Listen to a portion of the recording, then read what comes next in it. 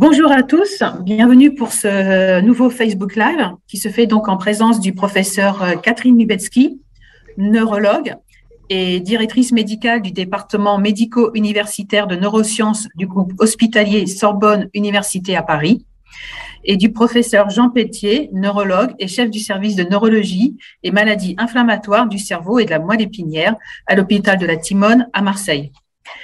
Catherine, Jean, merci beaucoup. Au nom de la Fondation, on vous remercie de nous donner du temps en cette période particulièrement chargée. Vous allez donc nous parler des données les plus novatrices qui ont été présentées lors du Congrès européen sur les traitements et la recherche sur la sclérose en plaques, qui s'appelle l'ECTRISM, et qui s'est déroulé en virtuel du 13 au 15 octobre. Donc, durant ce congrès réunit les médecins et les chercheurs qui travaillent sur la CEP et les maladies apparentées. Et durant cet événement, c'est plus de 500 communications orales et 1250 posters affichés qui ont été présentés. Donc, vous ne résumerez pas toutes les informations, mais les principales.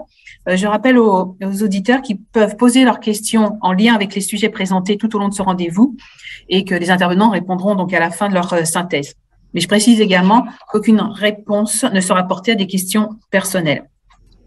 Alors, évidemment, le Covid et la vaccination contre ce virus ont été des sujets largement discutés lors de ce congrès. Jean, peux-tu nous dire ce qu'il faut retenir de toutes les études présentées, s'il te plaît? Oui, alors deux volets. Un volet concernant le Covid-19 et la sclérose en plaques. Alors, on en a déjà souvent parlé. Ce qu'il faut retenir, c'est que la maladie n'impacte pas l'éventualité de formes plus graves de Covid.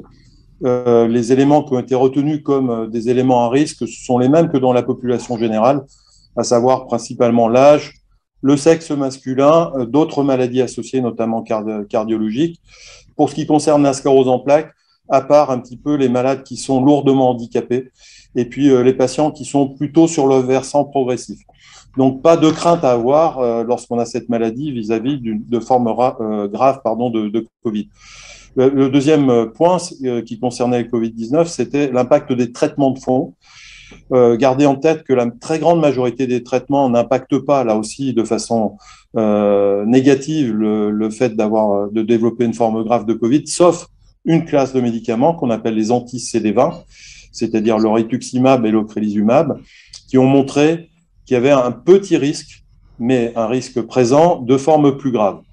Et puis le dernier point lié au traitement concerne l'éventualité de traiter une poussée avec de fortes doses de corticoïdes, comme on le fait d'habitude, avec un risque de forme plus grave de Covid dans le mois qui suit, qui serait plus élevé. Donc attention, lorsqu'on traite une poussée, et il faut essayer de trouver la meilleure solution. Le deuxième volet, c'est bien évidemment la vaccination. Alors, deux parties à l'intérieur de cette vaccination. La première, c'est que lorsqu'on est atteint de sclérose en plaques, on ne risque pas de faire des effets secondaires particuliers à la vaccination anti-Covid-19. On ne risque pas de faire des poussées plus fréquentes et on ne risque pas d'aggraver sa maladie. Donc ça, c'est un point rassurant concernant la vaccination et l'impact sur la sclérose en plaques. Le deuxième point concerne là encore les traitements. Eh bien, ce qu'il faut retenir, c'est que la très grande majorité des traitements n'impactent pas la vaccination anti-Covid-19, elle est aussi efficace que chez des personnes qui n'ont pas de traitement, à deux exceptions près.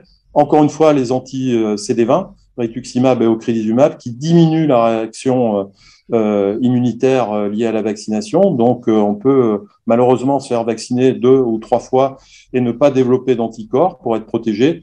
Et le deuxième traitement qui impacte aussi, c'est le fingolimod. Donc, un certain nombre de mesures sont adaptées concernant la vaccination vis-à-vis des patients qui ont ce traitement. Merci Jean d'avoir résumé aussi clairement toutes les informations. Catherine, il y a eu plusieurs présentations qui ont abordé les facteurs influençant la réparation. Que peux-tu nous dire sur cette question? Alors, je vais parler peut-être des résultats des études et puis aussi des facteurs qui influencent. Donc, quand on parle de réparation dans le système nerveux central, on parle remyélinisation, régénération de la myéline et puis de protection du neurone. C'est un domaine très actif et au cours du congrès, on a entendu des résultats nouveaux ou précisé des résultats d'études qui avaient été publiées antérieurement sur des molécules qui favorisent la remyélinisation. Donc je ne vais pas tout citer parce qu'il y en a beaucoup, mais voilà trois exemples. D'une part, l'étude avec un médicament qui s'appelle la clémastine, qui joue sur les récepteurs à l'histamine et qui a montré, c'est une étude qui a été faite à San Francisco, qui a montré un effet favorable sur des paramètres de conduction dans le nerf optique chez des patients qui avaient une névrite optique ancienne. Et cette étude avec la clémastine, elle se continue là maintenant dans les névrites optiques aiguës avec un projet qui va être entre San Francisco, Paris et Londres. Ça, c'est la première étude. Donc, petite population de patients, attention, il faut être prudent, mais des résultats qui sont encourageants en tout cas. Le deuxième type de communication qu'il y a eu était malheureusement des résultats négatifs concernant une molécule qui est un anticorps monoclonal qu'on appelle opicinumab, qui est l'anticorps qui est dirigé contre une molécule qui s'appelle LINGO. Et ça, c'est toute une recherche qui est développée par l'industrie pharmaceutique Biogen depuis une dizaine d'années. Il y avait eu des données précliniques dans des modèles expérimentaux qui étaient très encourageantes. Après, il y a eu des études cliniques. Une première étude qui était peut-être positive, peut-être négative, les résultats qui n'étaient pas complètement clairs, et qui a été suivie de deux études. Une étude qui a déjà été publiée il y a 2 ans à peu près chez des patients atteints de sclérose en plaques qui était négative, et on attendait les résultats de la nouvelle étude. Et malheureusement, les résultats de la deuxième étude, qui a inclus quasiment 250 patients, sont négatifs. Donc je pense que c'est la fin du développement de cette molécule opicinumab dans la réparation de la sclérose en plaques. Troisième étude, et puis après je m'arrêterai là, c'est une étude avec un médicament qui s'appelle le bexarotène, qui joue sur les récepteurs de l'acide rétinoïque. C'est une étude anglaise qui est coordonnée par nos collègues de Cambridge. Une petite étude, 50 patients seulement, et qui a été partiellement positive, donc pas sur le premier critère qu'on regardait, mais sur les autres critères, à la fois IRM et puis de la conduction dans le nerf optique. Donc c'est un résultat qui est intéressant. Donc, tout ça pour dire, voilà, c'est un domaine qui est très actif et ça me permet de parler maintenant des facteurs qui peuvent influencer la réparation, puisqu'on se rend compte de plus en plus que l'âge joue un rôle important et qu'avec l'âge, les cellules qui réparent, les cellules myélinisantes, eh bien, elles sont moins efficaces. Et ça a été montré dans des modèles expérimentaux avec l'identification de molécules qui peuvent rajeunir, d'ailleurs, ces cellules, qui va être une piste très intéressante. Donc ça, c'est des données de biologie fondamentale. Mais ça a été montré aussi dans les essais cliniques. Et par exemple, si on regarde le bexarotène, la molécule dont je viens de vous parler, eh bien, on se rend compte que les résultats sont clairement différents selon l'âge des patients. Les patients âgés, au-delà de 45 ans, le âgé est un peu bas, enfin c'est au-delà de 45 ans, n'ont pas d'effet dans ce petit groupe, alors que les patients qui sont plus jeunes, entre 20 et 40 ans, avaient un effet qui pour le coup était franc. Donc, un effet positif global, mais qui est très variable quand même, selon l'âge des patients. Et donc, je crois que ça, c'est vraiment des données qui nous éclairent sur le rôle de l'âge et on commence à comprendre les mécanismes de la diminution de la capacité de réparation myélinique et donc de l'efficacité des agents pro-remyélinisants en fonction de l'âge, mais aussi des pistes peut-être pour rajeunir, voilà, la myélinisation. Merci Catherine pour cet éclairage et puis cette touche aussi d'optimisme. Il a été aussi abordé pendant ce congrès le concept de la progression silencieuse. Peux-tu nous expliquer ce que cela signifie? Alors la progression silencieuse, voilà, c'est des choses que voilà on a en tête depuis un certain nombre d'années, mais qui a été bien mise en concept, je dirais. Et ça permet en fait, voilà, on comprend mieux les différentes composantes de la maladie. Ce qui a été montré, et il y a eu plusieurs études qui ont été faites. Et notamment donc une étude qui a été coordonnée par Steve Hauser à San Francisco, mais aussi une étude française, franco-australienne qui a été faite, voilà, sur des grandes cohortes, comme on dit, de patients qui sont suivis pendant longtemps. Et donc on voit que quand on donne des traitements, ce qu'on appelle les immunothérapies, donc les traitements qu'on donne maintenant, les immunomodulateurs et plus souvent les immunosuppresseurs, eh bien on diminue les poussées, ça on le sait depuis longtemps, on diminue la composante inflammatoire de la maladie, mais ces études, elles ont montré aussi que, et ça c'est vraiment un résultat qui est encourageant, qu'on diminuait le risque d'accumulation du handicap au bout d'un certain nombre d'années et qu'on réduit en gros de 20 à 40% le risque de progression du handicap après quelques années. Donc c'est un élément important. Et puis, chez ces patients qui ont une forme qui évolue par poussée, on montre aussi que ces traitements, par ces immunothérapies, retardent l'entrée dans la forme progressive de la maladie, retardent l'entrée dans la forme secondairement progressive de la maladie. Donc ça, c'est des résultats importants. C'est-à-dire, avant, on disait, les immunothérapies, ça joue que sur les poussées, mais ça joue pas sur le handicap. Non, ça joue aussi sur le handicap. Ça retarde l'apparition de la phase progressive, mais, parce qu'il y a un mais, finalement, ça ne le retarde pas, enfin, ça ne le supprime pas complètement. Donc, il y a, malgré des immunothérapies à haute efficacité, on a néanmoins une accumulation progressive du handicap qui est liée à l'atteinte progressive de l'atteinte des neurones. Donc c'est ça qu'on appelle la progression silencieuse. C'est une progression du handicap qui est indépendante des poussées et qui est indépendante de l'inflammation, en tout cas l'inflammation habituelle. Et donc, on ne va pas rentrer dans le domaine, dans le détail, mais ça fait entrevoir le fait, et c'est en lien avec la première partie de ce que je vous ai dit, que pour bloquer en fait cette progression silencieuse, il faut d'une part favoriser la neuroprotection, et réparer la myéline, c'est une façon de favoriser la neuroprotection. Il faut aussi, et c'est aussi tout un champ complètement nouveau, s'intéresser à une autre partie de la réaction immunitaire qu'on appelle l'immunité innée, les cellules qu'on appelle les cellules microgliales, et il commence à y avoir des molécules thérapeutiques qui ciblent spécifiquement cette population, parce qu'il semble que dans cette progression silencieuse de la maladie, cette immunité innée, voilà, c'est différent des lymphocytes et des anticorps, hein, c'est des cellules différentes microgliales, et cette immunité innée, elle joue un rôle important dans la génération de ce handicap à moyen et long terme. Voilà, et donc un rôle important dans cette progression silencieuse de la maladie. Voilà. Merci beaucoup, Catherine. Je rappelle, vous pouvez poser vos questions sur le Facebook directement et je les poserai ensuite à Catherine Hubetsky et Jean Pétier. Catherine vient de nous parler donc de la réparation, de la progression de la maladie, en évoquant également quelques traitements. Donc évidemment, la question des traitements est importante et très développée dans ce congrès. Donc, est-ce que tu peux nous faire une petite synthèse de ce qui a été dit ou les points principaux? Alors, c'est difficile de faire une synthèse avec autant d'informations concernant les traitements. Je crois il y a 2 ou 3 choses à retenir.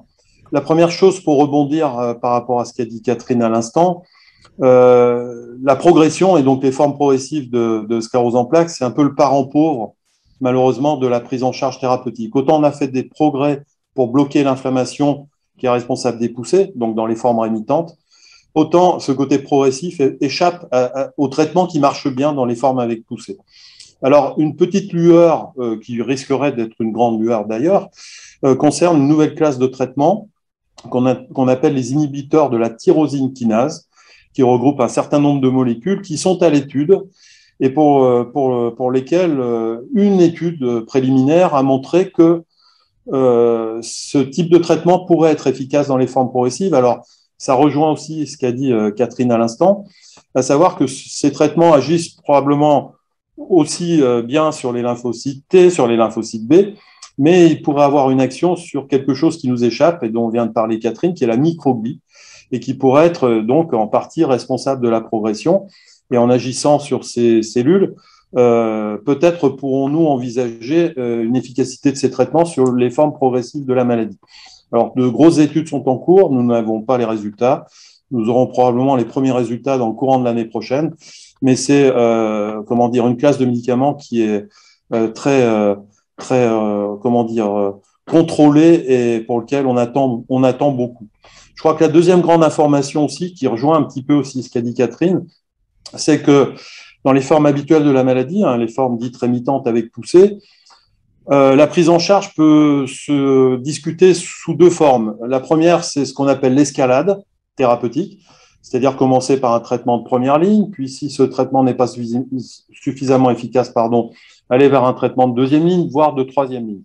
Et puis l'autre éventualité, c'est de utiliser plutôt une induction, c'est-à-dire utiliser d'emblée des traitements plus incisifs, plus efficaces, je n'ai pas dit plus agressifs, mais plus efficaces, notamment sur l'inflammation. Et un des résultats intéressants dans ce congrès a été de montrer, ce sont les Suédois et les Danois qui l'ont montré parce qu'ils ont un avantage sur nous, ils ont des registres. où les patients, dans lesquels les patients atteints de sclérose en plaques sont suivis très régulièrement avec beaucoup d'informations. Et ce qu'ils ont montré, c'est que lorsqu'on débutait un traitement de type plutôt induction, avec un traitement plus efficace dès le début de la maladie, eh bien, d'abord, on limitait l'éventualité qu'il y ait d'autres poussées par rapport à la phase d'escalade, par définition. Si on change de traitement, c'est qu'il n'est pas suffisamment efficace, donc il y a encore des poussées. Mais aussi et surtout, qu'on impactait ce dont vient de parler Catherine, c'est-à-dire le handicap à moyen long terme. C'est-à-dire, pour faire simple, taper fort et efficacement dès le début de la maladie impacte le handicap qui pourrait survenir à moyen long terme. Donc ça, c'est une information importante parce que on peut hésiter dans notre pratique à dire on va commencer avec un traitement classique et ensuite on évoluera d'un point de vue thérapeutique en fonction de la réponse thérapeutique. Là, clairement, commencer par des traitements plus incisifs a un impact sur le moyen long terme et pourrait même avoir un impact sur la progression de la maladie. La troisième information, elle est inverse par rapport à ce que je viens de dire, concerne l'arrêt des traitements. Est-ce qu'on peut se permettre d'arrêter un traitement lorsque les malades vont bien et qui sont traités depuis longtemps et qui n'ont aucun signe d'activité inflammatoire de la maladie? Alors là, on parle des formes avec poussée, bien évidemment. Aucune activité inflammatoire, ça veut dire pas de poussée, et ça veut dire, en surveillance IRM, pas de nouvelles lésions qui apparaissent.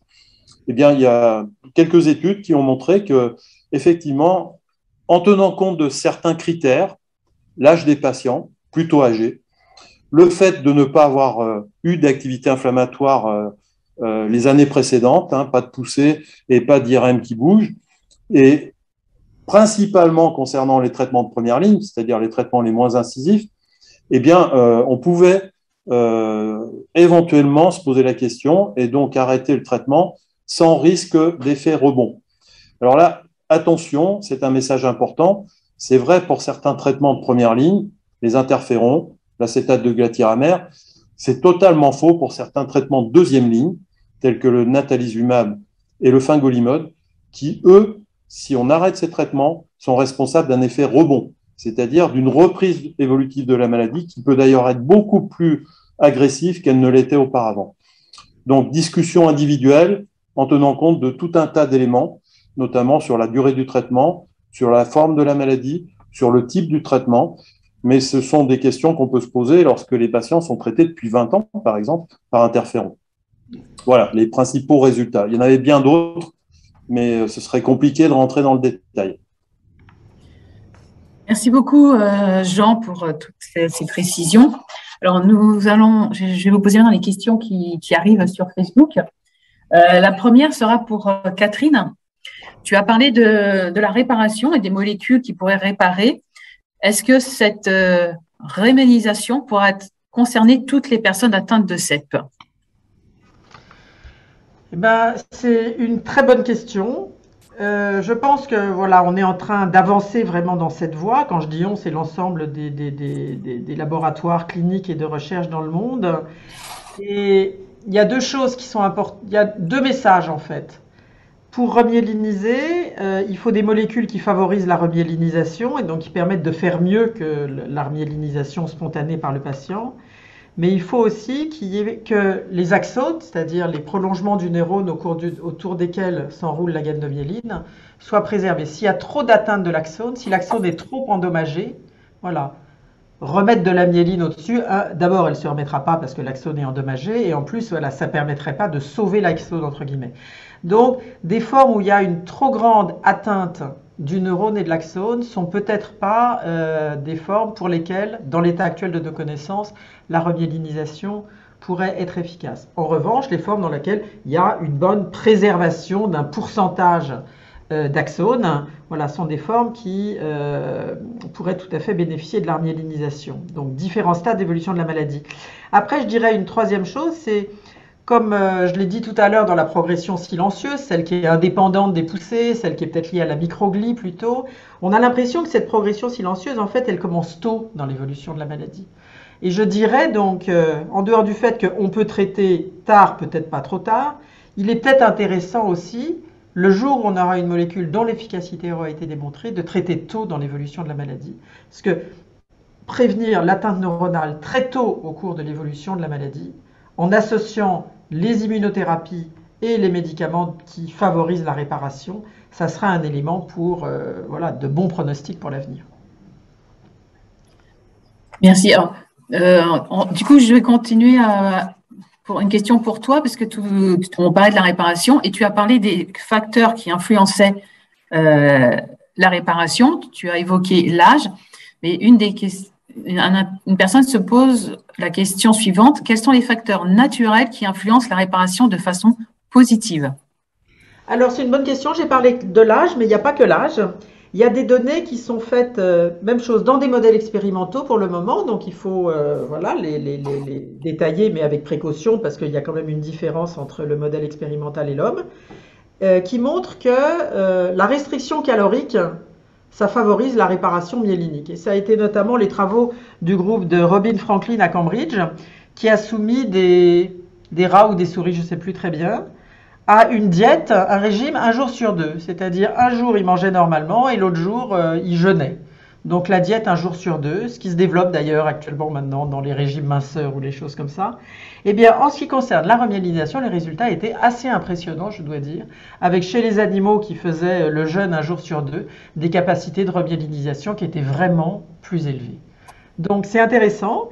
Et il a reproduit en fait ça, pas avec du jeûne 1 jour sur 2, mais en utilisant un médicament antidiabétique qui s'appelle la metformine, qui est en fait un équivalent ça donne un équivalent de jeûne, on va dire, pour le métabolisme de l'organisme. Et même chose, ça favorise la réparation de la myéline. Donc c'est une piste qui est vraiment intéressante. Voilà. Merci Catherine. Jean, une question pour toi qui concerne le Siponimod. Est-ce que tu peux préciser dans quel cas il sera donné, son fonctionnement et quels sont les risques?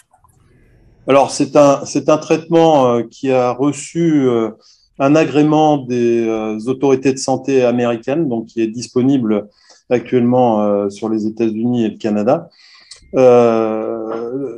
Au niveau européen, il ne fait pas l'objet d'une autorisation de mise sur le marché. Donc, pour l'instant, il n'est pas disponible. Alors, c'est un traitement qui est voilà, ça se finit par MOB. Donc, c'est un peu comme le Fingolimod. C'est pas tout à fait la même molécule, mais c'est un peu le même mécanisme d'action. Alors, la particularité de ce traitement, bon, c'est qu'il est efficace aussi sur les formes rémitantes avec poussée de la maladie, hein, comme le Fingolimod. Mais une étude a montré qu'il avait une certaine efficacité dans les formes progressives. Alors là, la complexité des formes progressives vis-à-vis de la prise en charge thérapeutique, on en a déjà parlé tout à l'heure, hein. C'est une question qui est un peu difficile parce qu'un certain nombre de traitements comme le Siponimod et un autre médicament comme l'ocrelizumab ont montré des résultats globalement positifs concernant l'effet sur la progression de la maladie, donc dans les formes progressives. Mais lorsqu'on détaille un petit peu les choses, et d'ailleurs ça a été repris par certaines études à l'ECTRIMS, ce qui a été montré en faisant ce qu'on appelle des méta-analyses, en reprenant tous les essais thérapeutiques qui ont pu être faits, soit sur les formes progressives, soit qui ont tenu compte de la progression de la maladie, eh bien, on se rend compte que, en fait, ce qui compte encore pour être efficace en termes thérapeutiques sur les traitements que nous utilisons actuellement, c'est l'activité inflammatoire de la maladie. C'est-à-dire que les formes progressives où il y a une activité inflammatoire, où il y a des poussées, où l'IRM montre l'apparition de nouvelles lésions, eh bien, ces formes progressives dites actives sont sensibles à ce traitement.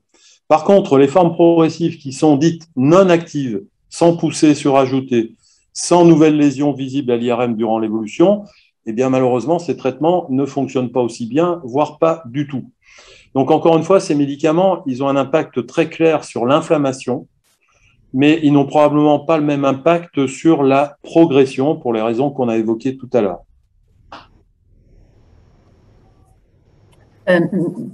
Merci, Jean. Catherine, c'est une question encore pour toi. Est-ce qu'il existera un délai pour réparer la myéline? Est-ce qu'il faudra que la lésion soit récente ou elle pourra avoir un certain âge? Eh bien, là aussi, c'est une très bonne question. On ne sait pas répondre très bien. On sait quand même répondre parce que, par exemple, l'étude sur la clémastine dont je vous ai parlé tout à l'heure, c'est un essai qui a été coordonné par Harry Green, a été fait chez des patients qui avaient une névrite optique qui datait de plus de 6 mois. Et elle a montré, par rapport à les patients étaient soit dans une période traitée, soit dans une période placebo, eh bien, ça a montré un effet positif dans ces névrites optiques après 6 mois. Voilà. Dans les lésions plus aiguës, le problème c'est qu'il ne faut probablement pas être trop près de la lésion, parce qu'au moment où on est trop près de la lésion, dans le temps en tout cas, il y a trop d'activité inflammatoire et donc les capacités de remyélinisation seraient probablement empêchées par l'activité inflammatoire. Mais une fois la phase aiguë, je pense qu'on peut commencer dès la phase aiguë, dès la fin de cette phase très aiguë, donc rapidement finalement après la poussée. Mais finalement, ce que je voulais dire, c'est que ce que nous a appris l'étude de Harry Green, c'est que même 6 mois après la poussée, le traitement pourrait être efficace, encore une fois, avec toutes les réserves d'une étude de petite taille qui ciblait uniquement le nerf optique. Merci Catherine. Jean, une question pour toi, puisque tu as parlé donc du traitement Ocrevus avec ses implications, ses relations actuellement avec le Covid. Est-ce que tu peux préciser quels sont plus précisément ce traitement, quand il est donné et dans quel cas et comment les injections? Alors, c'est un traitement qui est très efficace, d'abord sur la composante inflammatoire, hein. C'est un médicament qui permet d'interrompre l'activité inflammatoire, c'est-à-dire de limiter ou éviter les poussées, et puis limiter l'activité inflammatoire qu'on constate à l'IRM. Donc, c'est un traitement, tout d'abord, extrêmement efficace. C'est un traitement qui s'administre par voie intraveineuse en perfusion sur un schéma semestriel, c'est-à-dire tous les 6 mois. Donc ça veut déjà dire une chose, c'est que son effet est prolongé, puisque si on n'est pas obligé de refaire des traitements plus fréquemment que tous les 6 mois, ce traitement a un effet qui est prolongé et donc une efficacité qui est prolongée. Alors son mécanisme d'action, on ne va pas rentrer dans le détail, il est principalement ciblé, je dis bien principalement parce qu'il agit aussi à d'autres niveaux, sur une classe de cellules de notre immunité qui est impactée par la maladie et qui est impliquée dans la maladie, qu'on appelle le lymphocyte B. Et le lymphocyte B, c'est une cellule qui a la particularité principalement de fabriquer des anticorps. Donc ces anticorps, ils vont être liés au taux de lymphocyte B. Ce qu'on a remarqué avec l'histoire du Covid, puisqu'on en a parlé tout à l'heure, c'est que les patients qui sont traités par ocrelizumab ou rituximab, hein, c'est la même classe de médicaments, ont un risque un peu plus élevé de faire des formes graves de la maladie. Donc ça, c'est le premier point. Peut-être parce qu'ils sont un peu plus, entre guillemets, immunosupprimés, parce que ces médicaments agissent certes sur le lymphocyte B, mais aussi sur le lymphocyte T par contre-coup, donc un effet un petit peu plus global sur l'immunité. Ça, c'est le premier point. Et puis le deuxième point, ça explique ce que j'ai dit tout à l'heure. Pourquoi est-ce que les patients traités par cette classe de médicaments ne répondent pas bien à la vaccination? C'est parce qu'ils n'ont pas les cellules qui permettent de fabriquer les anticorps qui vont nous protéger après la vaccination. Alors, il y a eu beaucoup d'études qui ont été effectivement rapportées à l'ECTRIMS et d'autres depuis, qui montrent clairement que ce traitement impacte la vaccination dans plus de 50% des cas, c'est-à-dire après 1, 2, 3 injections vaccinales, on n'a pas de production d'anticorps. Donc, si on n'a pas de production d'anticorps, ça veut dire qu'on ne se défend pas. Alors, le premier moyen de répondre à la question est d'essayer, si on peut, de faire la vaccination le plus à distance possible de la perfusion. Parce que la perfusion va impacter très rapidement les lymphocytes B, et puis petit à petit, on appelle ça la repopulation lymphocytaire, ils vont revenir progressivement à la normale, sur une durée très longue. Donc, si on attend un temps suffisant pour que ces cellules réapparaissent, on a plus de chances d'avoir une vaccination efficace. D'accord ? Le deuxième point qui a été soulevé par un certain nombre d'équipes, c'est que ce traitement est efficace au moins pendant 6 mois, puisque les cures sont effectuées de façon semestrielle, mais un certain nombre d'études ont montré qu'il est efficace plus de 6 mois et qu'on pouvait prendre un peu le temps en surveillant notamment le bilan biologique et en surveillant ces fameuses cellules que sont les lymphocytes B, de voir réapparaître les cellules, de prendre le temps qu'elles soient assez nombreuses pour effectuer la vaccination à ce moment-là. Donc, c'est une deuxième possibilité qui est de dire on se met à distance des cures et on se met même un peu plus à distance que les 6 mois recommandés par l'autorisation de mise sur le marché. Et c'est un moyen de permettre de faire en sorte que la vaccination soit efficace. Donc, c'est pour l'instant les deux éléments dont on dispose pour essayer de répondre à cette problématique qu'on rencontre, c'est-à-dire de personnes qui sont vaccinées et qui en fait ne le sont pas, puisque la vaccination n'est pas efficace, et que ces mêmes personnes sont plus à risque de développer des formes plus graves de Covid à cause de cette même thérapeutique. Donc la recommandation qui est faite actuellement, c'est se mettre à distance de la cure, éventuellement augmenter l'intervalle de temps de la cure pour que les cellules puissent revenir à un taux plus normal et donc être efficaces vis-à-vis de la vaccination, et puis surveiller de façon biologique, notamment les patients qui ont ce traitement, pour essayer de trouver le meilleur moment qui sera propice à la vaccination. Et puis le dernier élément, c'est renouveler les vaccins.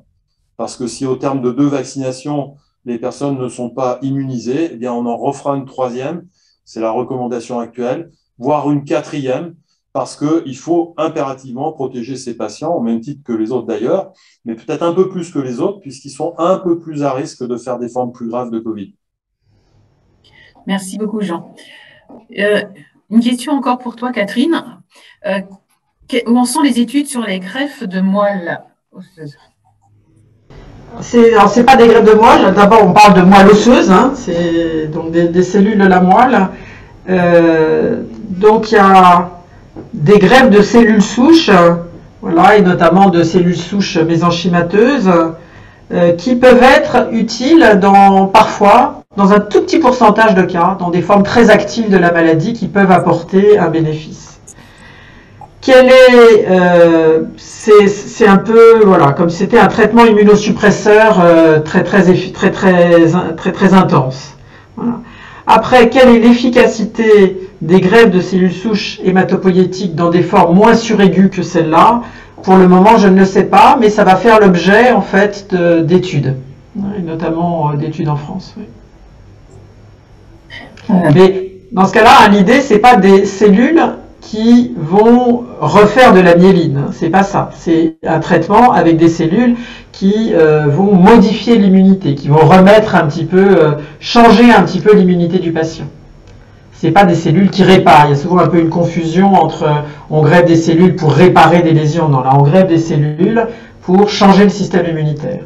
Donc dans les formes suraiguës, un tout petit créneau, je dirais, dans les formes suraiguës, pour ces stratégies de greffe de cellules de la moelle osseuse, et puis sans ça, dans les autres cas, une étude en cours.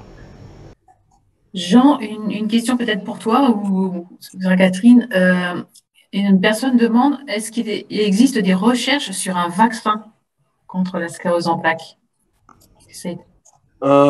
Oui, il y a eu déjà des approches qui ont étudié des techniques vaccinales, notamment il y a quelques années en arrière, un peu plus de quelques années d'ailleurs, sur certains peptides qui sont impliqués probablement dans la maladie, comme la protéine basique de la myéline, hein, qui est un des constituants fondamentaux de la myéline. Et une équipe, notamment de Boston, avait développé une procédure qu'on pourrait qualifier de vaccinale à partir de ce schéma-là, mais qui n'a malheureusement pas donné les résultats attendus en termes d'efficacité.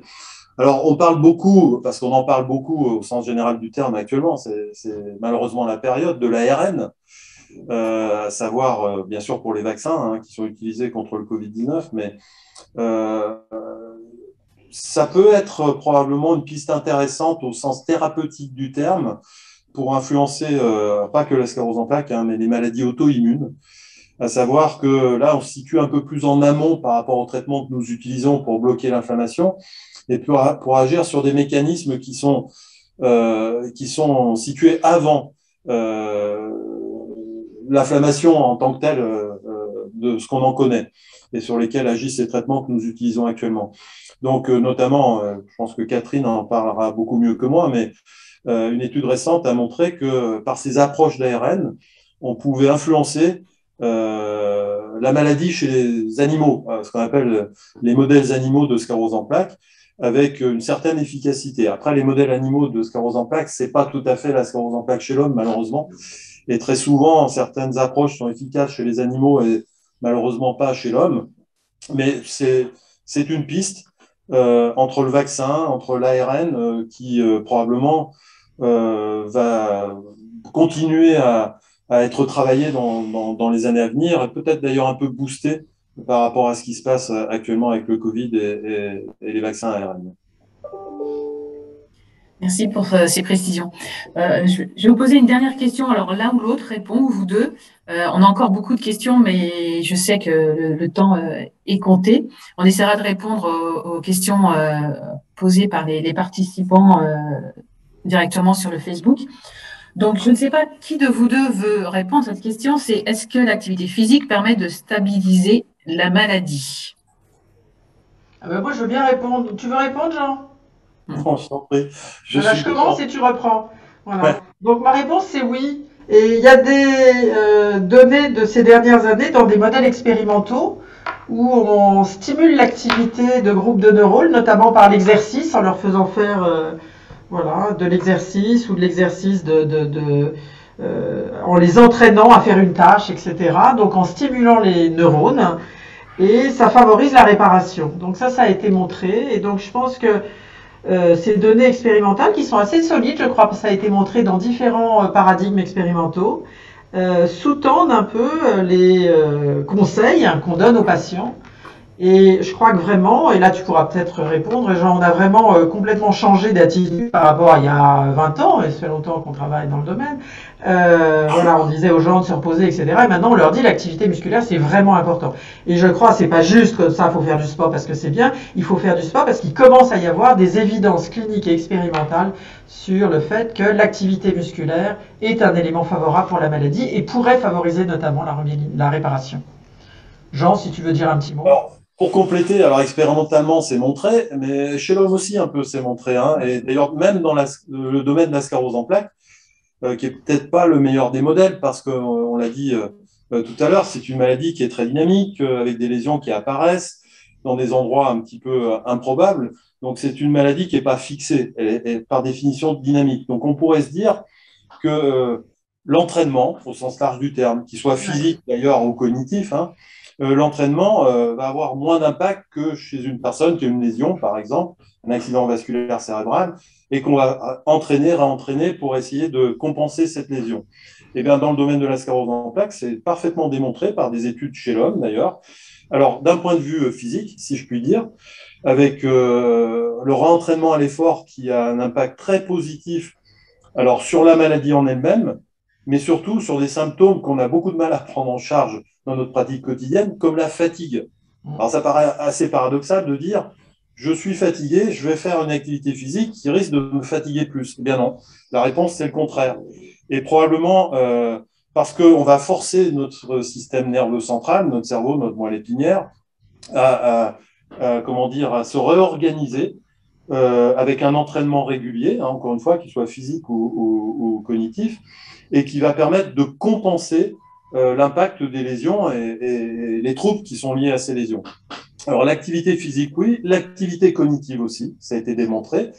Et puis, il y a eu beaucoup d'études réalisées donc, chez l'homme avec des IRM, une IRM un peu particulière qu'on appelle l'IRM fonctionnelle, hein, qui permet de regarder un petit peu les zones qui vont s'activer lorsqu'on fait une activité physique, un geste aussi simple que celui-là, par exemple, ou une activité cognitive, faire du calcul mental, et on va individualiser les zones qui sont indispensables pour faire ces activités. Ben, ce qui a été montré dans la sclérose en plaques, tant d'un point de vue physique, motricité, si on peut dire comme ça, que cognitive au niveau calcul mental, par exemple, ben, ce qui a été montré, c'est que les patients atteints de sclérose en plaques avaient des performances tout à fait identiques à des personnes qui n'avaient pas de sclérose en plaques, mais ils n'utilisaient pas les mêmes zones pour faire ces actions, soit motrices, soit cognitives. Et ils allaient notamment chercher et activer d'autres zones qui, normalement, ne sont pas indispensables pour faire cet exercice. Donc, ça veut dire que notre cerveau, comme l'a dit Catherine à l'instant, il est très plastique, il est capable de se réparer, il est capable de se réorganiser, et probablement, très probablement, enfin c'est même démontré, qu'en l'entraînant, eh bien, on va maintenir cette espèce de compensation qui permet à certains symptômes de ne pas s'exprimer ou qui permet à certains symptômes de s'améliorer. Donc, la recommandation, c'est bien sûr activité physique. Alors, le but, attention, hein, c'est pas de se lancer dans un marathon. c'est de faire une activité physique très régulière, ce que les sportifs appellent le rentraînement à l'effort, avec des paliers où on va monter en puissance très progressivement. Ça va permettre, d'une part, de s'adapter à l'effort, et ça va surtout permettre de ne pas avoir de difficultés de récupération. Parce que dans la sclérose en plaques, le problème, il est souvent là. On fait une activité physique et on met quelques heures ou quelques jours à récupérer après cette activité un peu soutenue. Donc, le rentraînement, et puis c'est la même chose d'un point de vue cognitif. Parfois, dans cette maladie, les patients ont des problèmes, pas tant de la mémoire, mais des problèmes d'attention, de fonctionnement rapide de l'information. Eh bien, des techniques de rentraînement qui permettent d'entraîner le cerveau, alors plus le cerveau que la moelle épinière, c'est plus compliqué pour la moelle épinière, mais le cerveau, et qui permettent à certaines zones d'aller prendre le relais et remplacer ce qui est un petit peu défaillant pour faire en sorte que les symptômes s'expriment pas ou s'expriment moins. Donc la recommandation, c'est activité, tout à fait, mais activité progressive et entretenue. Merci Jean. Alors, il y a encore beaucoup de questions, on n'a pas le temps d'y répondre, mais c'est peut-être l'occasion, Jean, de rappeler que le 11 décembre, il y a donc le congrès et que les gens pourront participer, justement. Si tu peux rappeler comment il fonctionne, s'il a été modifié, si tu peux dire un mot. Il est modifié pour des raisons que vous connaissez tous. Alors, ces raisons, on n'en a pas une extrême certitude, c'est cette fameuse 5e vague, mais enfin, lorsqu'on regarde les chiffres, on est malheureusement plutôt sûr qu'on aura une 5e plutôt que l'inverse. Donc, le congrès qui se tient chaque année en présentiel à Paris et qui permet de réunir 300, 400, voire un peu plus de personnes sur place, il a été non pas annulé, mais il a été transformé, comme l'an passé d'ailleurs, en distanciel, c'est-à-dire un congrès virtuel. Alors, c'est dommageable parce qu'on ne se rencontre pas, et voilà. C'est pas si dommageable que ça, parce que l'an dernier, des milliers de personnes se sont connectées à distance, et beaucoup plus que les personnes attendues en présentiel. Alors, on avait souhaité à un moment faire une session un peu mixte, avec du présentiel et du distanciel. Ça ne nous semble pas raisonnable pour plusieurs raisons. La première, c'est qu'on ne sait pas trop où on va dans les 15 jours qui viennent. La deuxième, c'est que n'oublions pas que c'est un congrès qui concerne les patients. Et parmi ces patients, certains sont fragiles. Donc, il n'est pas question de faire prendre le moindre risque à des patients fragiles, c'est bien évident. Et puis, encore une fois, le distanciel, c'est neutre, c'est très virtuel. Mais si ça permet, à 3 ou 4 000 personnes de se connecter, eh bien, c'est gagné. Et puis, on peut faire beaucoup de choses en distanciel. On peut même faire des ateliers, ce qu'on n'a pas pu faire l'an dernier, et ce qui sera fait cette année, donc avec un peu plus d'interactivité. Et puis, encore une fois, la fondation est très, dynamique, elle aussi. Et on va essayer de répondre à tout un tas de questions pour lesquelles on n'a pas eu le temps de répondre aujourd'hui d'abord, et on n'aura pas le temps non plus le 11 décembre, de façon virtuelle encore une fois, mais pour apporter l'information. C'est la deuxième fonction de la Fondation ARCEP, après la levée de fonds pour la recherche et aider la recherche. La deuxième grande voie d'entrée de la Fondation, c'est faire de la formation. Donc le virtuel nous le permet. On est désolé de ne pas pouvoir le faire en présentiel. Maintenant, si on peut répondre à l'attente de chacun, je crois que c'est le plus important. Merci Jean. Et puis, merci à vous deux, Catherine et Jean, pour ce temps que vous nous avez consacré et puis pour la réponse à toutes les questions. Je rappelle que ce Facebook Live peut être visualisé à nouveau sur la chaîne YouTube. Et puis, je donne rendez-vous à tout le monde pour le prochain Facebook Live, qui se déroulera le 24 janvier, donc à midi, et qui concernera les troubles du sommeil dans la sclérose en plaques avec le professeur Anne-Laure Dubessy. Très bien. Merci beaucoup, Emmanuel, et merci à toute l'équipe de l'ARCEP. Merci à vous deux. Et puis, passez une bonne journée et faites attention à vous surtout.